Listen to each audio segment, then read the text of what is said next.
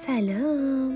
امروز با هم دیگه بیایید بریم ایونت یوگا. میشه گفت این اولین تجربه یوگای دست جمعی من توی طبیعته و گفتم شما هم با هم همراه باشید ببینیم چه حس حالی داره.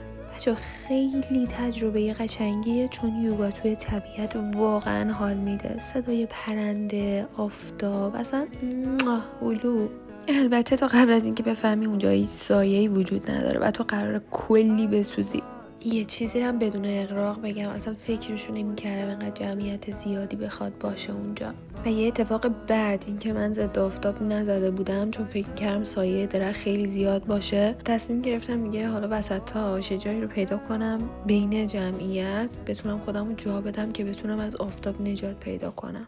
بعد سعی کردم حالا یه سری حرکت قدرتی رو در بیارم. خیلی حرکت ها راحت تر در می اومد، اصلا ذهنم آزاد بود. من یه مدت واقعا حال خوبی نداشتم و به خاطر همین اصلا یوگا رو استارت زدم. الان واقعا خیلی حالم بهتره، خوشحال ترم و خیلی خوش میگذره با یوگا. آخرش هم دیگه از این نوشته های خوشگل و انگیزشی بهمون داد.